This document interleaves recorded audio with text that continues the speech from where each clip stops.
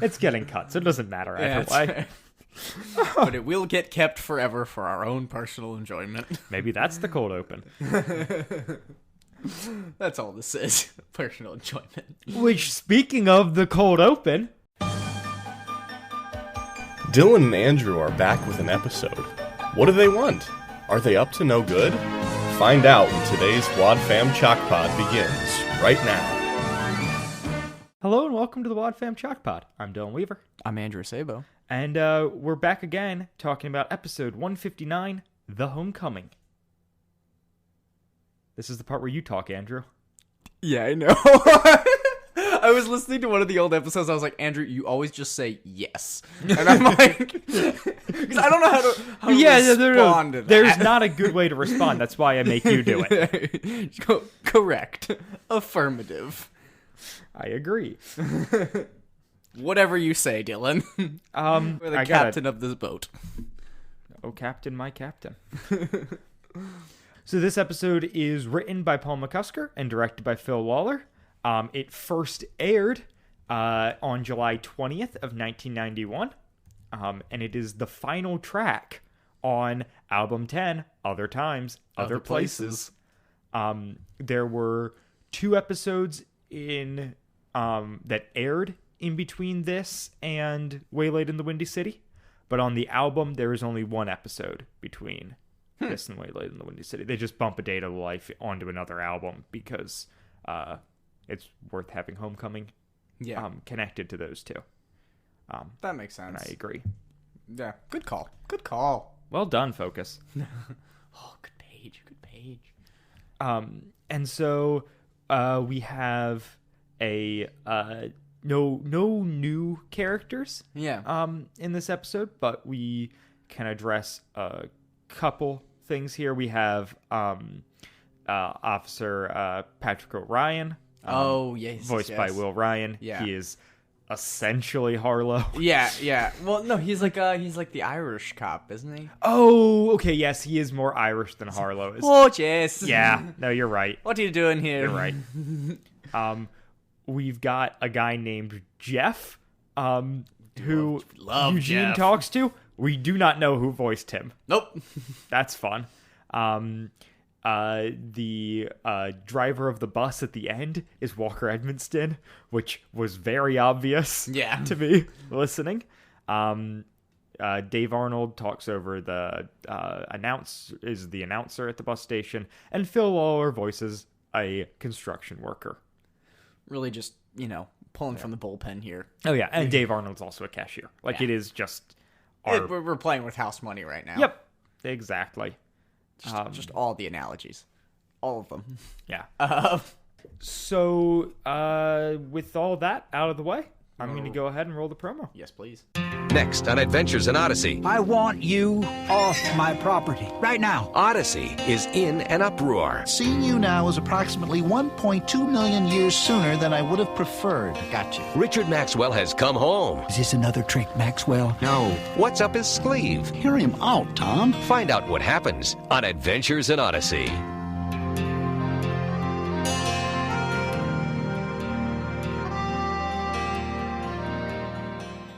That man said Scleave.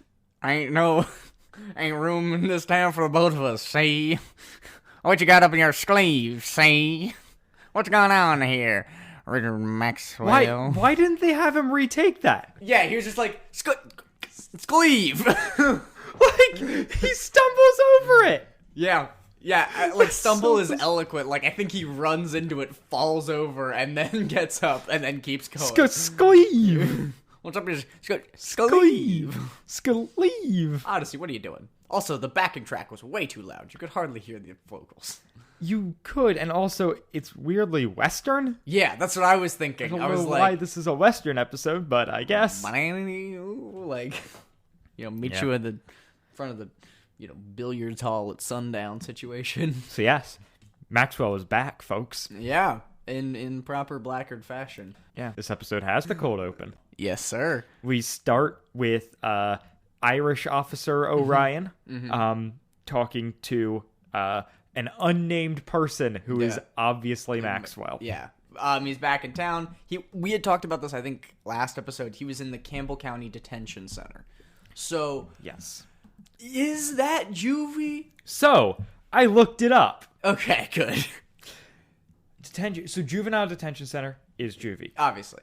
Just straight up detention center is an institution for short-term detention of illegal immigrants, refugees, and people awaiting trial or sentence. So I don't know why they didn't just say prison. Yeah, he was definitely in prison. Because he was convicted of arson. Right. I guess maybe it would be harder for him to get off on good behavior if he was in prison. No, I don't think so. Yeah. Yeah, that's crazy. It's bizarre. Yeah. I love the cold open. I'm not gonna lie. I do too. I think that, like, I won't say all Odyssey, but I think a lot of Odyssey should use that more.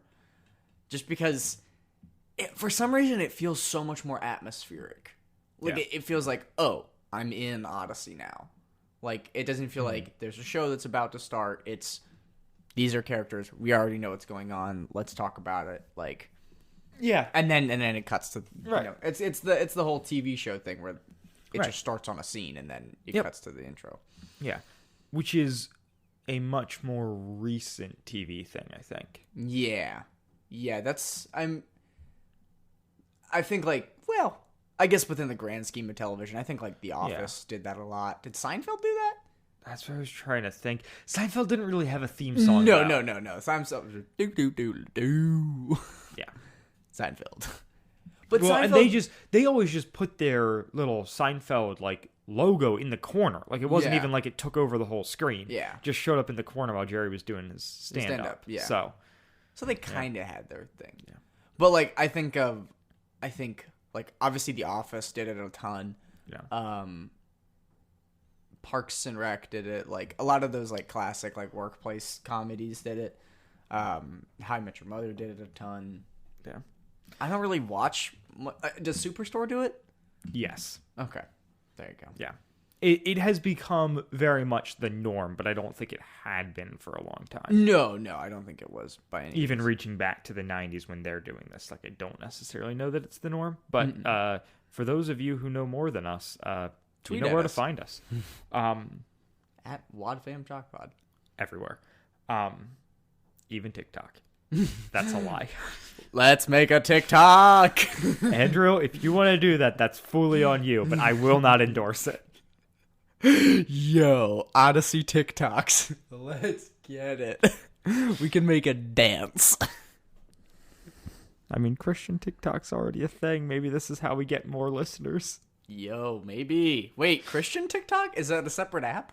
No. Or it's just the Christian side of There's TikTok. just like a Christian, like, undercurrent of Yeah. Yeah. Yeah. Less thoughty, more godly. But okay. Anywho. So we get that. Then we get like we get this cold open with Richard Maxwell. He's back in town. It's clearly him, Yes. obviously. And then he says his name. Yeah. And then we cut to credits. Yeah. With Chris being like, oh no, Maxwell's back. Yeah. What could that mean? And it was like a weird, Yeah. one of those weird, like, early Odyssey, fourth wall breaky Chris things. Yeah. Where I'm like, what's going on here? Why? And also, like, the whole point was him just saying, oh yeah, I'm back in town because I'm not a bad person anymore. And then Chris is like, he's a bad person and he's back in town. Yeah, pretty much. Those are his two defining characteristics. And then we jump in on Tom talking with John Avery Whitaker Yeah. at Wit's End. Yeah, he's got a he's got a meeting with Maxwell because Tom's talking about running, like seeing Maxwell get off the bus, right? So Tom talks about the fact that he and Hank were walking. And Hank's his nephew, right? No. Hank is like another like Odyssey council person. Like he's yes, like yes. involved. He becomes a player. What's his going nephew's name? Kurt. No. Kurt Stevens. Kurt Stevens is not Tom's nephew. What's his wait? Who's the kid from the Edgebiter episode? What? That's Kurt, but he's not related to Tom. Oh. Do you listen to this show, Andrew? Yes, I do. You listened to that episode twice. Yes, several times. Yeah. Anyways, so yeah, so Tom and Hank were walking by the Blackgaard's castle, and they saw that that there was a company there starting to remove the rubble. And then, like a ghost from the past, a bus drove by, and Tom thought he saw Maxwell in it. Then he goes to Whit, tells him that, and Whit explains that he got a letter from Maxwell asking him to meet at the castle, and Tom is very hesitant, panicked. Yeah. He is not into this at all, and Whit's like, no, we'll give him another chance. Like, I'm Whit, and Tom's like, yeah, but like I didn't have that experience you and Connie did in Chicago. So, which I love that they just set up that Tom knows it. It's great. Yeah. Like they talk not just on air. Yeah. That's really important. Yeah. And then and Whit's just like, yeah, well, like I'm gonna go see him out. And Tom's like, well, be careful, Whit. I don't like this at all. Yeah, it feels very much like kind of like Whit during the Novacom era, where he was just like really paranoid. And just kind of like, my senses are tingling and it says bad things. And they're like, well, you gotta give people the benefit of the doubt. And he's like, well, do you? The thing is, I don't think I'm gonna. Right. The thing is, in both circumstances, Whit was right. So they're playing like opposites here, where Tom's skeptical here, Whit is very willing to welcome it in. And then when we get to Novacom, it's Whit being very skeptical, Tom being willing to welcome them in. But both times, Whit is right and Tom is wrong. Poor guy. Yeah. Poor guy. So basically the whole gist of this episode, and obviously we'll get more into it specifically, but it's Maxwell kind of coming back on like a sort of apology tour. Yes. And it's like he's trying to make amends with all the people that he hurt in Odyssey. Yep. That's his thing. So anyway, so we get that, and then we get it's Maxwell running into Eugene at the college, right? That's what's next. Yeah. So we go from there to Eugene talking with Jeff. Unknown actor. Yes. Jeff comes up to him and asks, he says that, Maxwell has been looking for you. And Eugene's like, oh no, that's bad. And then proceeds to recap all of Eugene's dilemma. Yeah. To Jeff. Yeah. And listeners. Just in case you weren't aware and you weren't listening through the Blackgaard Chronicles. And so he brings up everything with back going with Nicholas Adamsworth and the grade scandal. And there's this great thing of like him being like, do you remember that grade scandal at the college 2 years ago? And he's like, yeah. And he's like, this guy was the one involved. And like, I like that a lot. Yeah, because it's them talking within the universe. It's them being like, oh, these are also characters that we don't even necessarily know, but they know what happened because what happened was important to everybody, even the people we don't know. And then we get the wonderful line, soiled and low-limbed as opposed to dirty and underhanded. Yep. Which I mean, I get it, like, that's definitely an intentional joke, but low-limbed and underhanded, not the same thing. Yeah, but it's this thing of Eugene. It's this thing of Eugene being like, very proto-Sheldon. Yeah. And I feel like that gets dialed up more at this point. Like, it's always been there, but I don't know. They make it less of set dressing and more of like the character. Yeah, well, when his whole thing was that like he was a very prideful kind of holier than thou because I'm smarter than thou type character when he was younger, and then eventually when he like becomes a Christian and stuff, I feel like they really start to dial it back. Yeah. But that like especially in like I don't know, probably the first 15, 20 albums, he's like, that's a huge part of Eugene's character is him just being really smart and talking like it, and Yep. like, Tom. That's the whole conflict with him and Tom. He's like, how do you do? How do you fare? All that good stuff. And I'm like, I don't want some howdy. I'm like, oh gosh. Yeah. Do you think they brought up Eugene in the Big Bang Theory pitch meeting?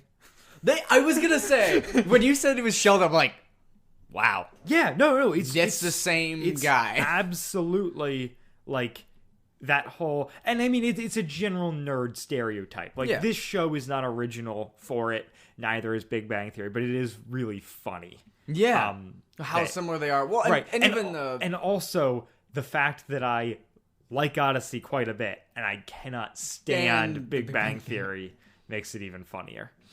Yeah. But I mean, like, the whole nerd trope is, like, the entirety of the Big Bang Theory. Right. Whereas the nerd trope is, like, part of one character in Odyssey. Yes. Which definitely helps. Yeah, that's fair. So Does the Big Bang Theory have a theme song? Oh, yes, it does. Yeah. Yeah. Does that start with the song, or is it? No, that starts with the theme song, doesn't it? I think it does. I don't know for sure though. I don't want to watch it and find out. Not Nope. gonna lie. No, thank you. Don't tweet at us about the Big Bang Theory. Please just leave us and the Big Bang Theory completely separate. Yeah, I'm sorry for bringing it up. So we jump then from there to a shop where Lucy is purchasing a magazine. Because she wants to be a reporter someday. Yep. That's like Lucy's character. Yep. And so the magazine, I was first like, a kid purchasing a magazine? I guess it is the 90s. And then I was like, oh wait, it's Lucy. Yeah. We're fine. It's fine. This checks out. And then she like turns around and Maxwell is standing there. And he says his creepiest line of the episode, and I wrote it down. Hiya, kiddo. I didn't realize it was you. You've grown up. Butt clench. Please do not refer to a girl who you had a weird romantic subplot with as kiddo and say that they have grown up, because that makes you a pedophile? Much worse. Much, much worse. We are getting some... Annie, you've grown up. Yeah. Or, to harken back to our Modesty is the Best Policy episode, where Whit compliments... Oh my god! Whit compliments Donna on her looks and says that she's growing up. Yeah. Does he say she's becoming a woman? I think he does. Yeah. It's energy here. Same kind of scrotum tightening energy where you're just like, no more. Yeah.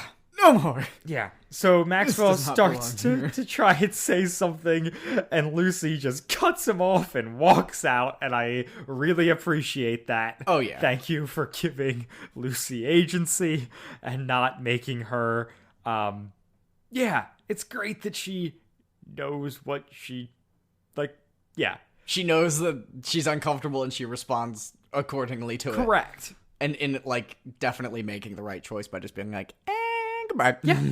It's really good. I have grown up. I'm smart enough to stay away from creepers like you. Yes, absolutely. So yeah, we then cut away from this to Eugene and Lucy both busting in and like going back and forth of like, you talk, now you talk. Yeah. Eugene's like, well, the woman should go first, and like they're back and forth. And finally it's just like, just tell me, and they both blurt out in unison that Maxwell is back. Maxwell's back in town. I was like, the boys are back in town. The boys are back in town. Just one of them, though. Yeah, just one of them. Just the one. And he is a man. Yeah, definitely a man. Not a boy. He was in prison, not in juvie, as we've clarified. Yep. Yeah. Yeah, so, and Whit, this is before Whit meets him. So, like, Whit's already kind of aware of all this. And Tom is very much, like, so Tom, Lucy, and Eugene are very much like, we don't feel good about this. And Whit's like, well, you know what? Like, I'm going to meet with him. I'm going to hear him out. Like, I think he's changed. You know, I've got respect, like, Yeah, like you got to give him the benefit of the doubt.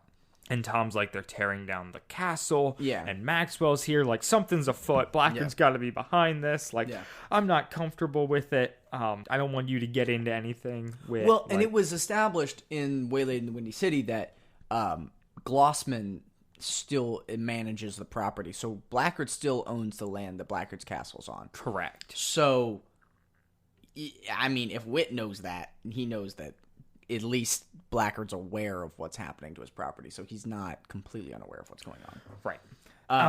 And so Wit's like, well, whatever, I'm going to go meet Maxwell. Yeah.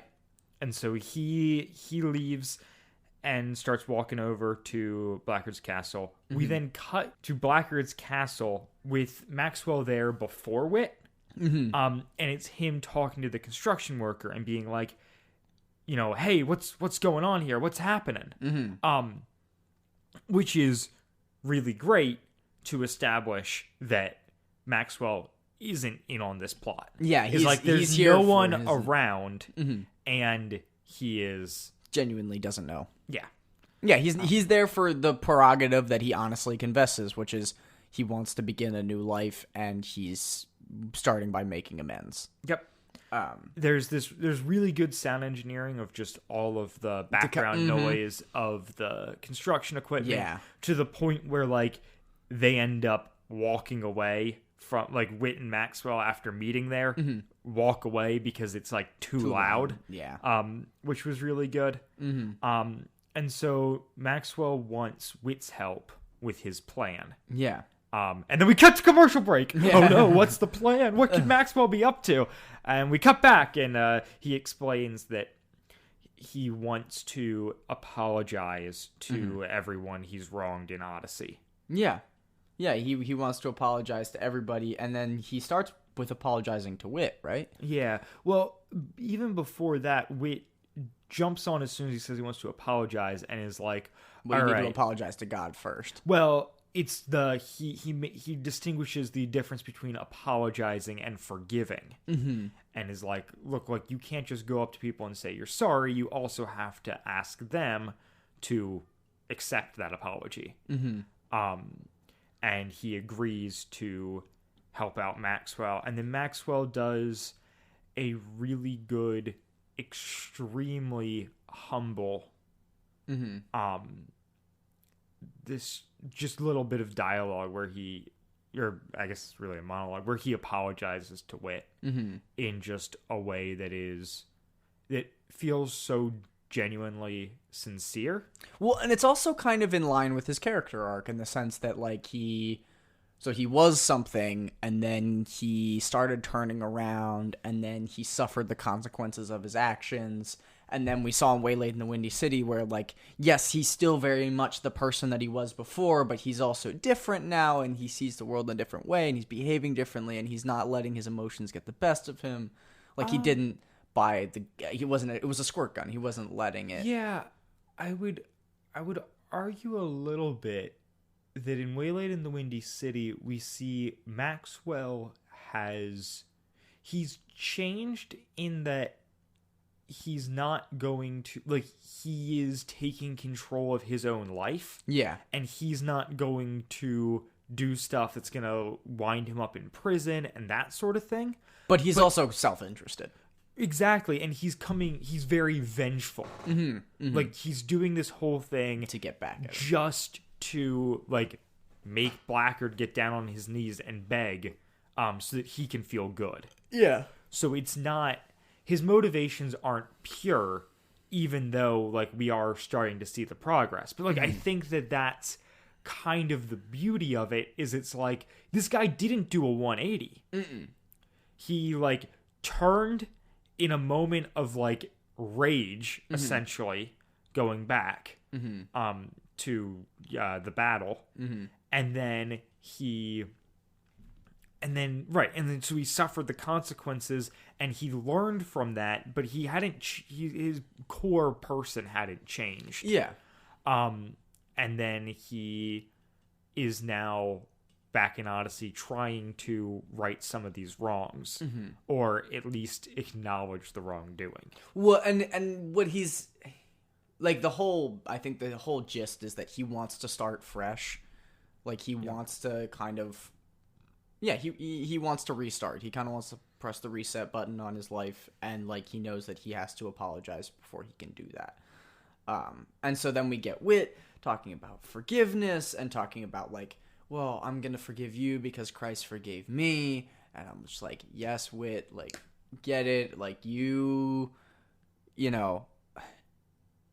This is like such a good Wit moment because I think that it's so often overlooked. There's a sense in Christianity, and this is one of the reasons I really like this episode, wanted to talk about it, is there's a sense of self-interest as a condition for forgiveness, where it's like you can only forgive them if you believe that they've truly changed and they're not going to hurt you again.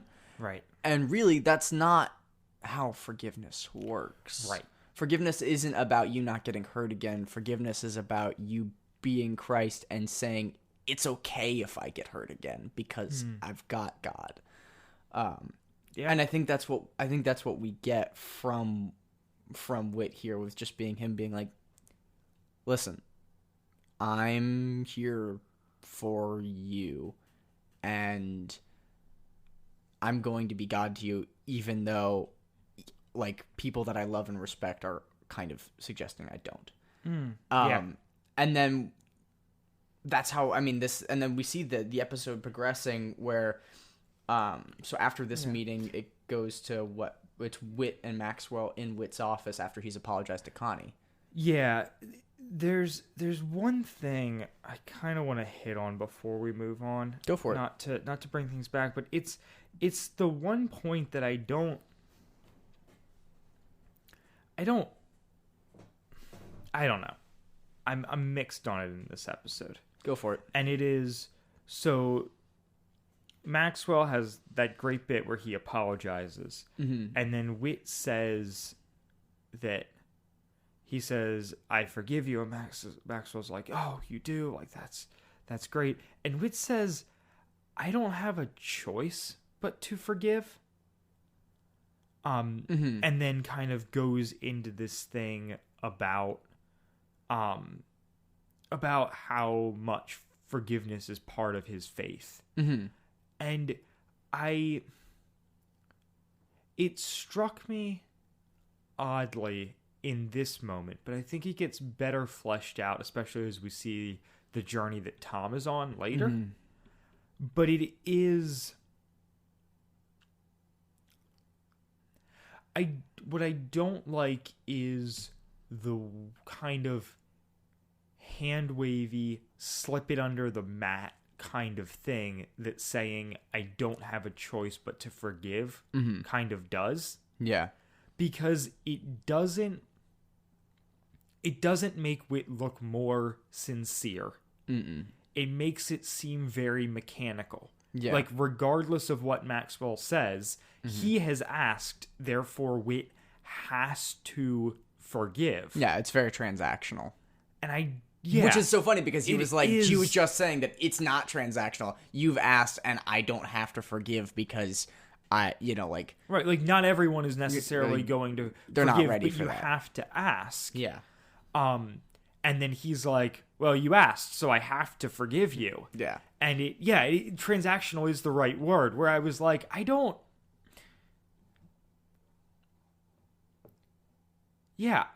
know what my feelings on that interaction should be, but it just struck me in a way I didn't like. Yeah, there is a sense of you don't get the choice. So in my life, I've been forced with a lot of situations where I've had to forgive people that I really don't want to, and a lot of my heart behind it, and a lot of my thoughts behind it, just end up boiling down to just Jesus died for his enemies. The least I can do is forgive the people that have hurt me. That's step one. And two is, God, help me if you can forgive everybody, help me to see this person how you do. Help my heart to be like yours, so I can forgive them too. Because I think a lot of lack of forgiveness and why you forgive is a sense of, well, clearly, like, you have to admit that they've hurt you first, because there's a certain amount of vulnerability there, where if they're not actually apologizing to you, you have to say, like, well, I forgive you, but I first have to say that, like, okay, you really hurt me, and, like, this is how you made me feel, and this is what you did, and this is, how that is connected, and that's really hard. There takes a lot of vulnerability when somebody, I think about, like, the story of Joseph, right? There's a big difference between, like, when a relationship is broken. There's a difference between forgiveness and then reconciliation. So forgiveness is when somebody asks for your forgiveness. They say, I'm sorry, and you're like, it's okay, like, I forgive you. But reconciliation is then the next step, where you let them come close to you again, and you make yourself vulnerable to being hurt again. And I think a lot of what this episode is establishing, without even knowing it, is the difference between forgiveness and reconciliation. So Whit is somebody that is forgiving Maxwell. I don't like the wording. I agree with you, definitely.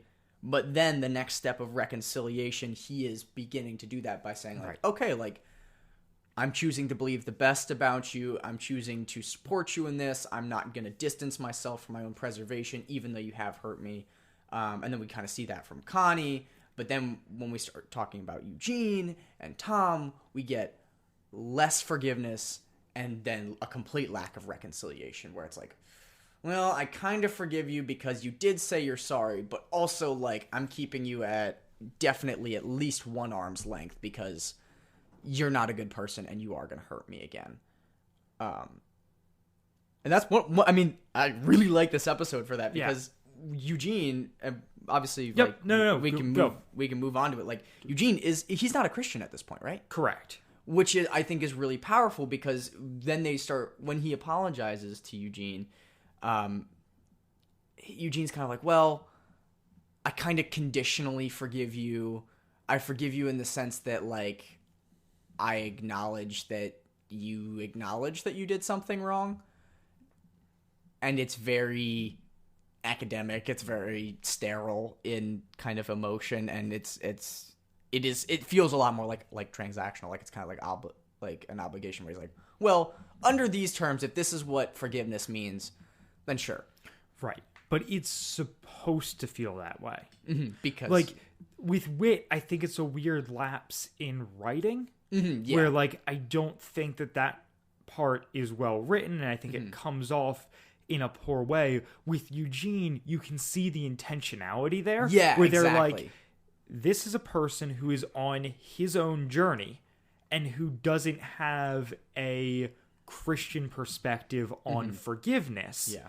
So he's just trying to make do with the tools he has and address this in a way that he feels is appropriate based on his sense of morality.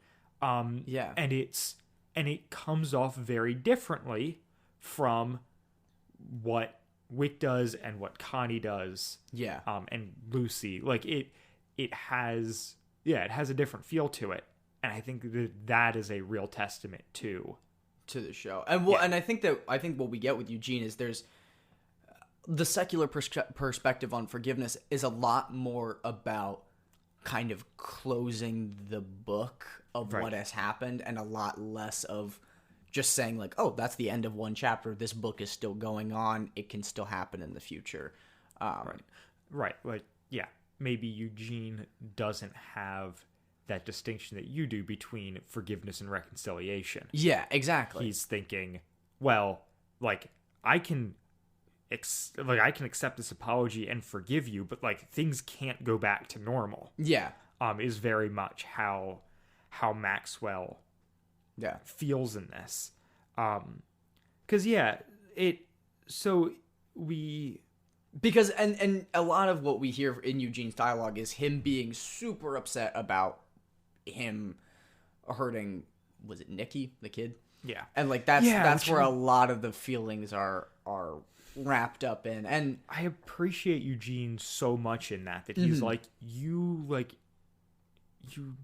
nearly destroyed this child's life. yeah. Like how, yeah, you've gotta face that, and you've gotta talk to him, and like, yeah, it's really good. And even the start of this interaction is Whit kind of forcing Eugene and Maxwell to talk to each other. Yeah. Maxwell's upstairs talking with Whit. Because he had apologized to Connie, and it had Yep. gone really well. It's worth saying. It had gone really well, and she had said a lot of the things that Whit had said. Yep. And Which is...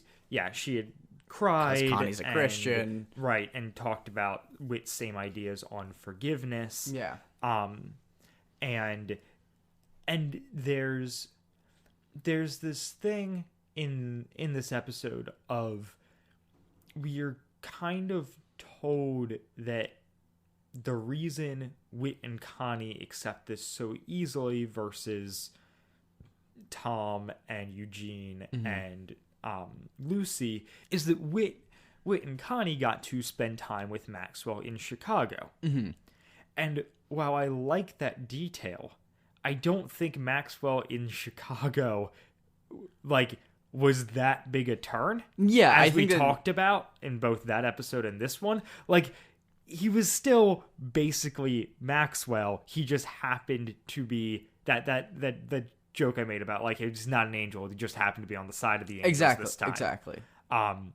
So I think it's funny that the show is they're having an easier go at this because they've already seen the goodness in Maxwell, and I'm like, but I what didn't goodness? really see Yeah. the goodness in Maxwell last episode. Yeah. But that's kind of besides the point. So yeah, Eugene comes up to the office, sees Maxwell, and what I imagine is a pivot turn, and Yeah, just starts to walk back down, and Whit's like, "No, get in here. No. I'm leaving. You two are Yeah. talking." And then we have that whole interaction there. Yeah, and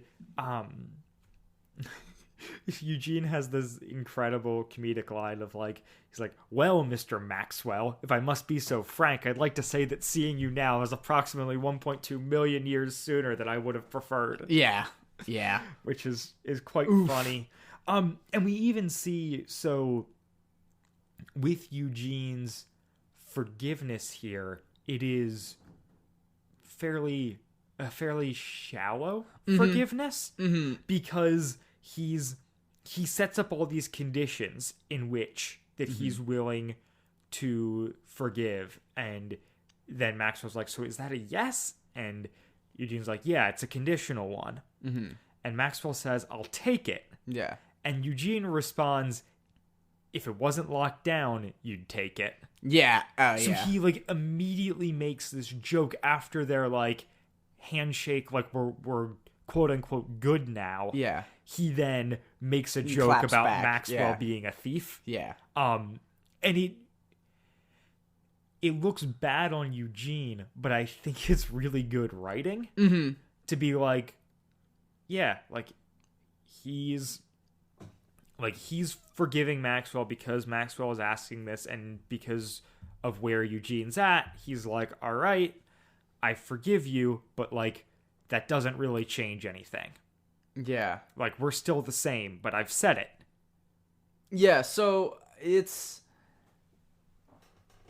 And the strange thing about this episode is that, it's kind of counter Odyssey in that it starts good, and the reactions of the characters to this apology, even though it's the same apology, gets worse and worse as it goes on.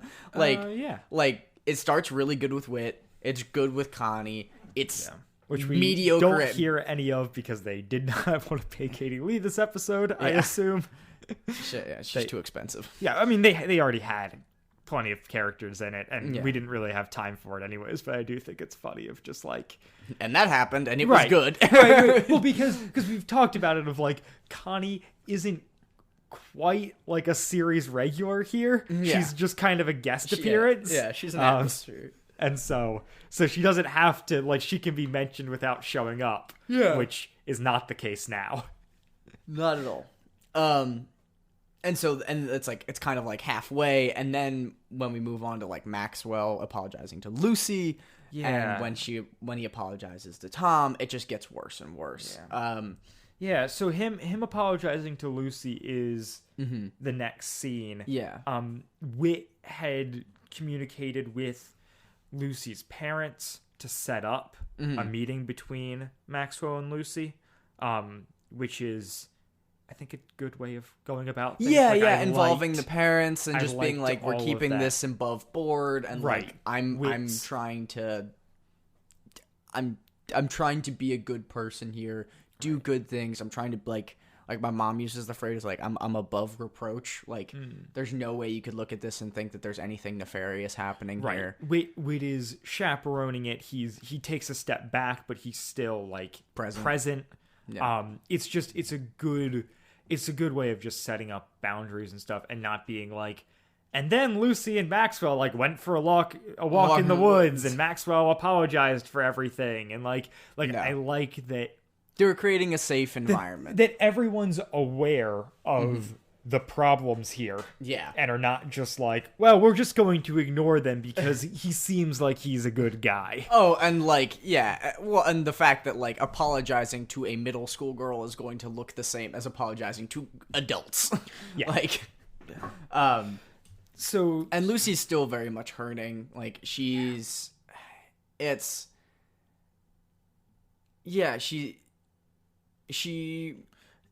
so Maxwell kind of, she's there kind of bitterly. Yeah, she doesn't want to be there. She's like, well, my parents thought it would be a good idea. Maxwell apologizes, and It's Lucy's a like, really good apology on his end. Oh yeah, he pulls out all the stops here. Yeah, and it's once again just like Nathan Carlson is doing a really good job making the character of Maxwell so sincere on this.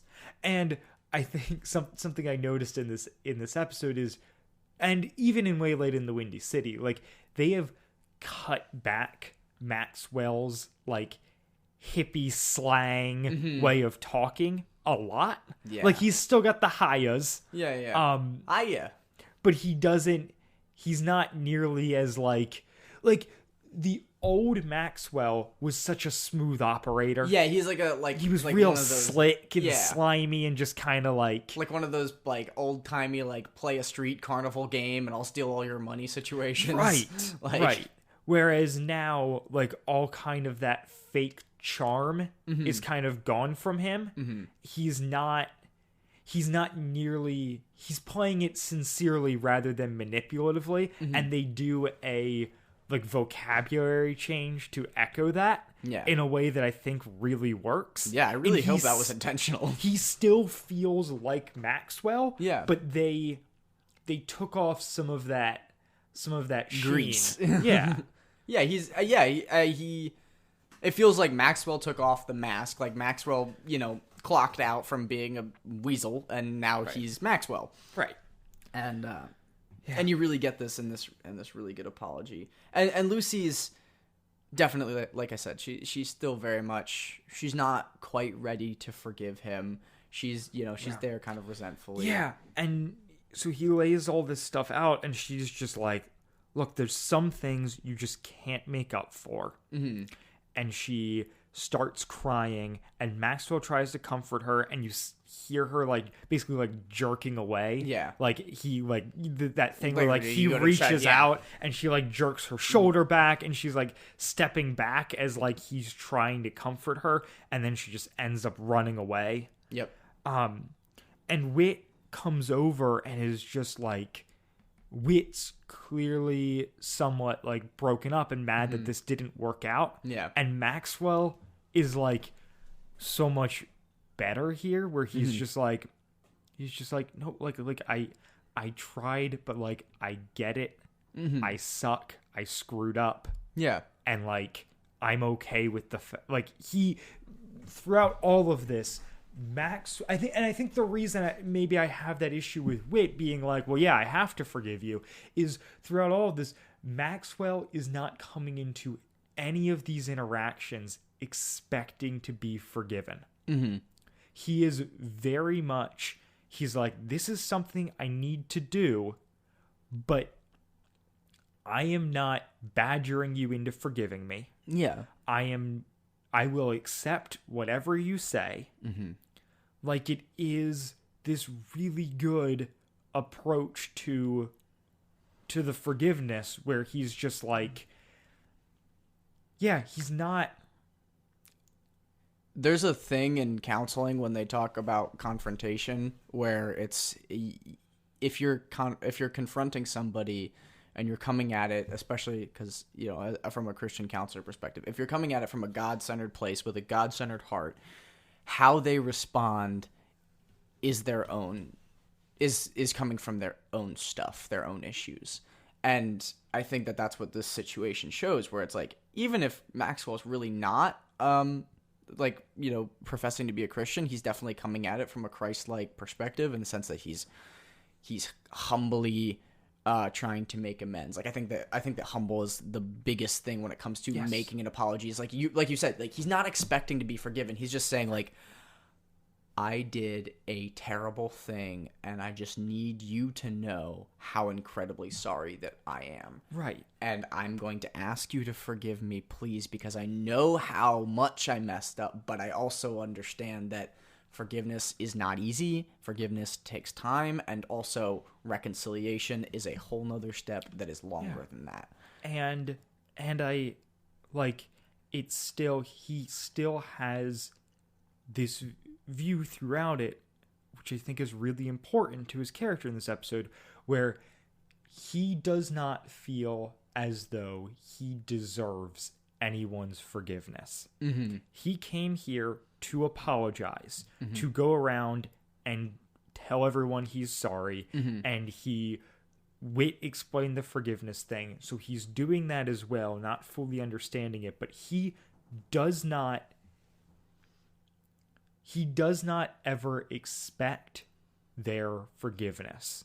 So he is joyful when it comes, and when it doesn't, he's like, yup, I get it. Yeah, makes sense. That's what I deserve. Yeah, I get it. Makes sense. Whereas Wit is like, Wit who's seeing these people of faith not being forgiving towards this person who he's already forgiven, is much more like, oh my word, like, them not forgiving you is like so bad and a problem. Like, I, like, you know, and Maxwell's just kind of like, this is what, yeah, like, I did this to myself. Well, and also the understanding that forgiveness is a process. Forgiveness is a heart change. Yeah. And forgiveness is so important. It is so important because I think that Maxwell is doing this so he can forgive himself and so he can get other people's forgiveness. Yeah, he's trying to put the past behind him. Yeah, it's like, it's the big thing, like if you're like in a recovery program, like a part of it's making amends for all your wrongs and stuff. Yeah. And like, that's a huge step, and that's what this feels like, where it's like, he's in AA or something like that, and he's making amends for all of his wrongs.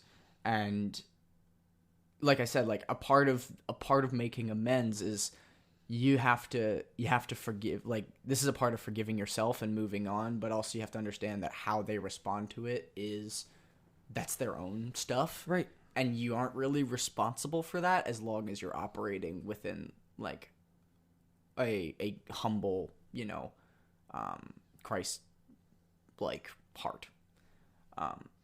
Anyway, so he then apologizes to Tom, which so Tom doesn't go well. Yeah, Wit takes Maxwell out to Tom's farm, and Tom is just the most bitter.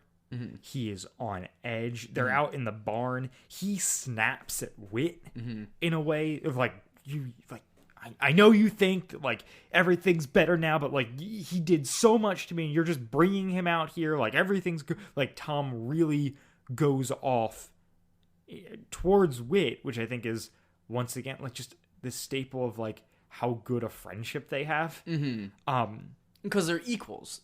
Like, it's like you said before, like, they're equals. Yeah.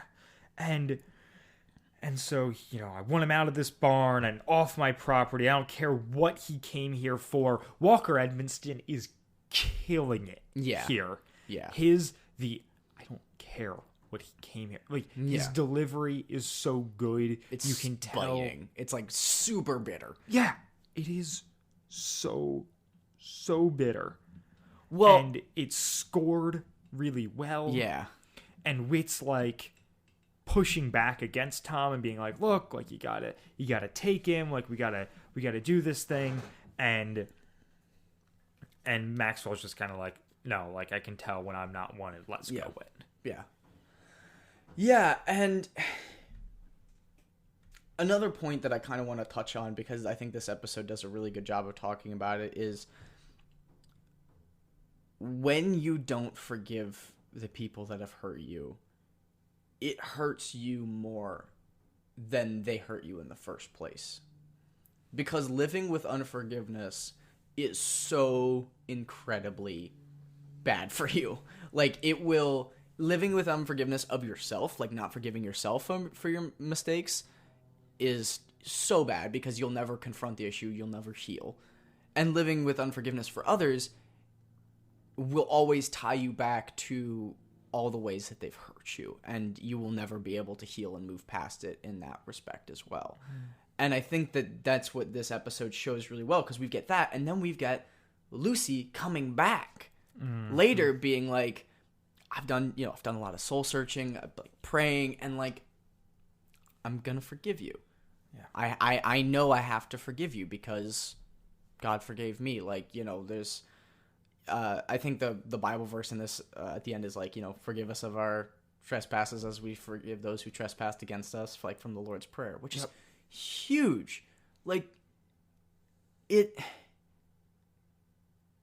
God isn't under the guise that we aren't going to make mistakes and that we aren't going to hurt people and that people aren't going to hurt us. He doesn't hold us to a standard of that. He holds us to a standard of, hey, y'all screw up, that okay, just ask for forgiveness. Forgive yourself. Forgive others. Yeah. Because that's what I do.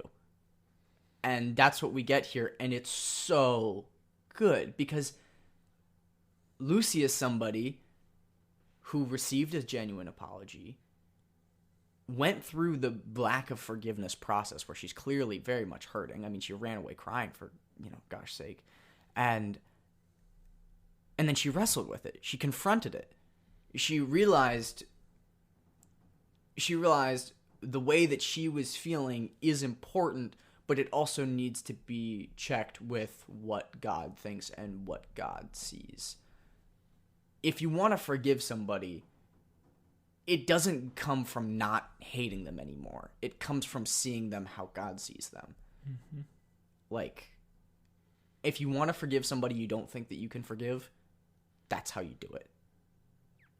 You think, okay, how does God see this person? How does God see Richard Maxwell? He looks down and sees a guy that has probably been hurt a lot in his life, who probably has a lot of insecurities, who probably doesn't come from a good home background, who probably has always sought happiness from temporary feelings and has been hurt in that respect, and probably doesn't have a good support system. I mean, goodness, he could have depression or something like that. Like, he could have biological issues. Like, and he's the prodigal son. He's lost. He's doing what he thinks will work, and now he's coming back. And what we see from Whit and Connie and Lucy is how God responds to that, and that's lifting up your robes and running to them and being like, it's okay. Yeah. So leaving Tom's farm, Maxwell has decided to leave Odyssey. Mm-hmm. He asks Whit to go by his house and get his things, and then later, so they're at the bus station for him to go back towards Chicago, and that's when Lucy shows up. She says she had called Maxwell's parents' house, and asked them where he was, and they explained that he was at the bus station, which I thought was a nice touch to know, like, oh, his things were at his parents' house. His parents live in Odyssey. Like, that's his connection to this place. Why, like, one of the reasons he's back, because we really don't know anything about Maxwell's personal life. So it was nice to have that established. And so Lucy forgives Maxwell and says, her line is, "It would have hurt more if I hadn't forgiven him." Exactly. Is what she says to Whit after the fact. And then Whit drives back out to Tom's, and we have just a flawless conversation. I love this so much. I find it so relatable on Tom's end, and just these two friends talking about it. Because in that scene where Tom's so angry, it's easy to, as the listener, hear it and be like, well, he just needs to forgive. Like, Tom's a Christian. Just forgive her. Like, stop being such a jerk here. We've all seen Maxwell make his rounds and how he's changing to everyone else. And Whit, who is great, clearly believes in him. So Tom, just like, get over it and do it. And Tom is just really frank with Whit here and explains that he, like, knows in his head that forgiving Maxwell is what he's called to do, is the correct maneuver. But he can't lie to Maxwell and say that he forgives him, because even though in his head he knows he should, in his heart he hasn't gotten there yet. And he needs to be honest about that.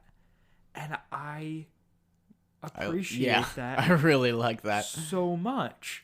Because it's the opposite of the transactional thing that you didn't like about Whit. It is. It's the opposite of the transactional thing, and it's something that I, to different extents, go through with my faith constantly, which is, I grew up at church being in a Christian household, with all of that stuff just kind of being assumed. And so in situations, I know what I should do. According to this standard. Right. But I don't want to do them with insincerity. It's about your heart, not about your actions. And so I love Tom acknowledging this, of being like, I know what the right thing to do here is, but if I can't do it with sincerity, it's not the right thing. Right, I'm not going to do it. Like, I'm not just going to rattle off, yeah, man, I forgive you, because I know that's what I'm supposed to do. I need to believe that when I tell him that I forgive him. And I love that so much. And he just goes through this whole thing about all the damage that Maxwell has done to him, because unlike, it's the same thing with both Tom and with Lucy, where, like, Whit was affected by Maxwell kind of as a proxy for, like, Blackgaard. Tangentially. And there was obviously stuff that both of them were doing together that were affecting Whit, but Lucy was emotionally manipulated by Maxwell, and Tom had his barn burned down by this person. And so he can't just, like, he has a lot more of a barrier to get over than Whit does. And I love that the show is willing to address that. I don't know if it was intentional, but I just kind of connected the dots that like Lucy was completely emotionally manipulated to serve Maxwell's purpose and Blackgaard's purpose, and Tom was physically manipulated. Yeah. Like, they burnt down his barn so he would not be at the meeting so that they could get Blackgaard's castle set up. Yeah.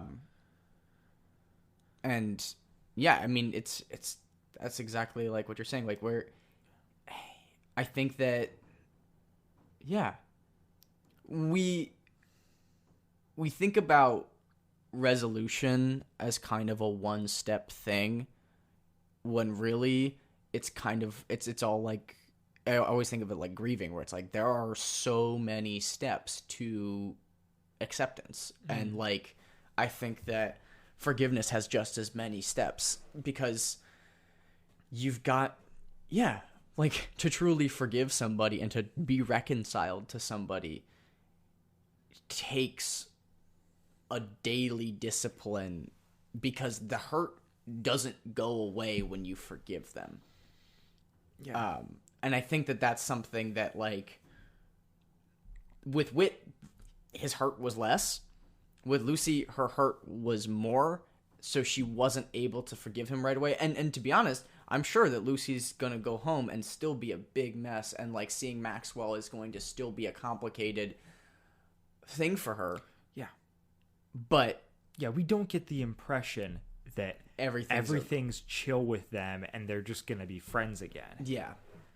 And I think it's an incredible maneuver from the show as well to head on address things that happen to both these people, and to have the less mature, the child in the thing, who almost...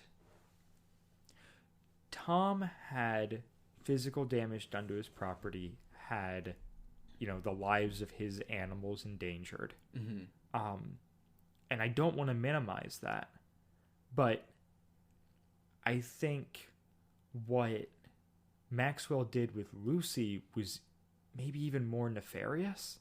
Oh, for sure, yeah. And so, and she made him believe something. He just hurt Tom. He made Lucy, in her heart, believe something that wasn't true.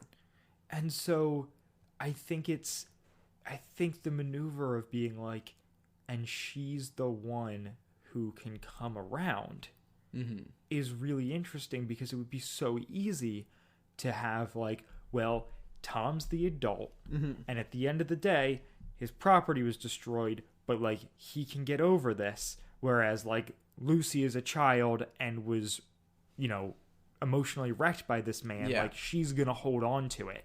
Yeah. And the maneuver of the show to be like, no, like, Tom, this man who has been living as a Christian forever, is like, can't come to terms and forgive, it's really powerful. He has the line of, like, I know I should forgive him, but it hurts. Like, before God, it hurts more than I can say. Yeah. Like, which is so real. Yeah. And Whit is so good in being a listener here.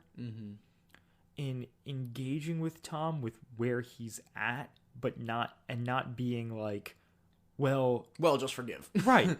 Well, you know what you have to do, Tom.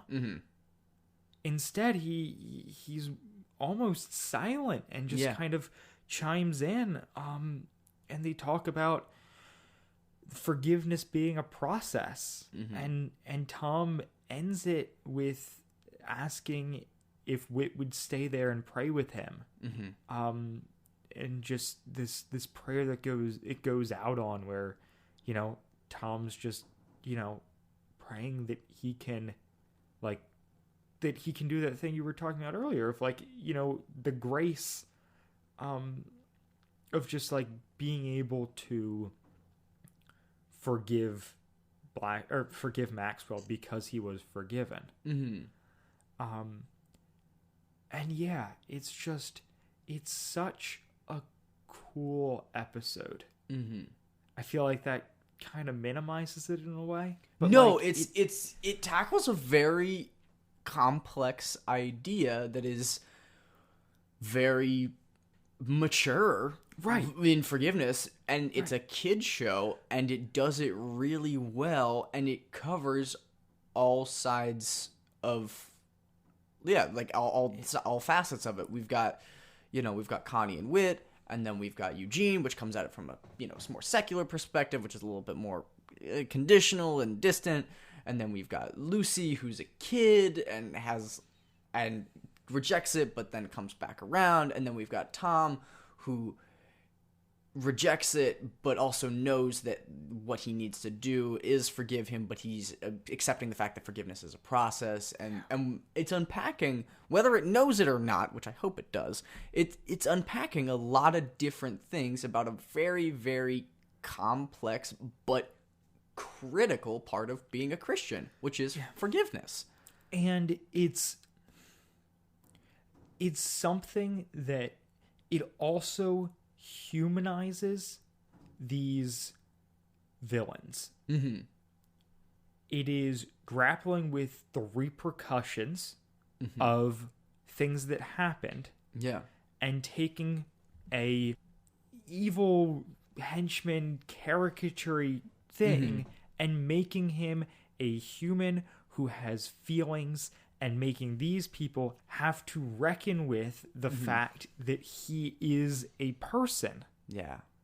Well, and that's the thing that I think that Odyssey does so well, because it is an established universe where characters come and go.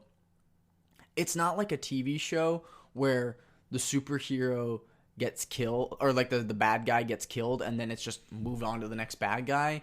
Like, we get to see the repercussions. We get to see the falling action of the falling action, kind of. Like, these are real people. Like, even I think about the post-Novacom stuff, where it's like, all the action that we see that makes this show so enjoyable and so thrilling at times, we don't get to just pretend it didn't happen and move on to the next adventures in Odyssey. Like, all this stuff carries through.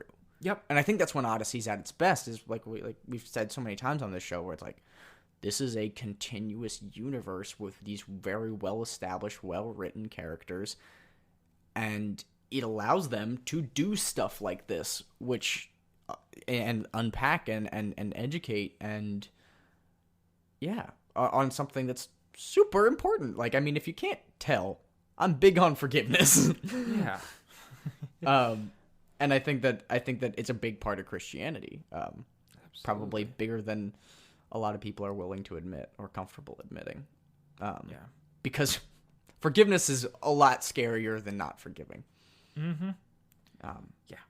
But moving on and just never addressing something is way easier. Yeah. Than coming to terms with it. But like I said, I love that the show doesn't take the easy route. Yeah, exactly. There's no reason that they have to make this episode. No. Which is why it's so good. Yeah. Yeah. It's actually very interesting. And, they did that with Monica in Novacom, too. Where they kind of, like, took the evil spy character and then fleshed out her humanity. And you're like, oh, maybe she isn't such a bad person. Right. And everybody's got their motives. Everybody has their humanity. Yeah. The stuff. Yeah, just the reckoning with the aftermath is something that, we saw in Novacom with, like, Mitch not being able to find a job because he worked at Novacom. Like, stuff like that, where it's like, this didn't need to be here. Mm-hmm. But, like, it's so good that it is. Yeah, exactly. It makes the show just as much as the action itself, I think. Yeah, if not more so. Yeah. Because, like, so we talked, the last 2 episodes were a very plot-heavy spy adventure that was fun, and we enjoyed, and we liked the story that was happening, but our episodes covering it were, like, 40 minutes, and it was very much just kind of like us recapping and kind of geeking out about the fun stuff. And then we're hit with this episode where, you know, we're spending an immense amount of time talking about all the nuance that they get into here, because what they have, like what the episode is saying and how that ties in with your faith and with my faith is so important. Exactly. And yeah, it's such a good episode. Such a good episode. Yeah. I'm really glad we got to cover it, because I had no memory of listening to this episode. I'm sure I have at some point, but I don't remember it. Yeah. Yeah, well, it's not one that I imagine would stick out much as a child. No. It's just a really sad, very one. mature episode. Yeah. I mean, that's the end of the episode, right? Yeah, and that's kind of all I've got to talk about. Yeah, I feel a bit deflated regarding it. That was really good. Yeah. But I just kind of want to take us out. You plugging anything? Nah, I'm good. I'm plug free. Yeah. I am also plug free. My plug is to acknowledge that an episode of the Andrew Sabo podcast did not come out. Yeah. Yeah. So it didn't, because we didn't actually get to record. Yeah. So the recording's been postponed for that. Yeah. Sorry about that, guys. I just felt like I needed to had to do address homework. But blame Dr. Kime for my biblical hermeneutics homework. But that's the end of this album. Very, very good episode of Adventures in Odyssey. And we return next week to talk about the literal next episode, A Rathbone of Contention. Bye, guys. Goodbye. Wad Fam Chalk Pod is a presentation of the Lidditz Podcast Co-op. This show is a fan podcast and has no official affiliation with Adventures in Odyssey or Focus on the Family. As such, the copyright is ours under Creative Commons. Follow the podcast at WadFamChalkPod on Twitter and Instagram, or email us at wadfamchalkpod@gmail.com. The Homecoming was hosted by Dylan Weaver and Andrew Sabo and edited by Dylan Weaver. And I'm Nathan Haverstick, hoping you'll join us again next time for more of the Wad Fam Chalk Pod.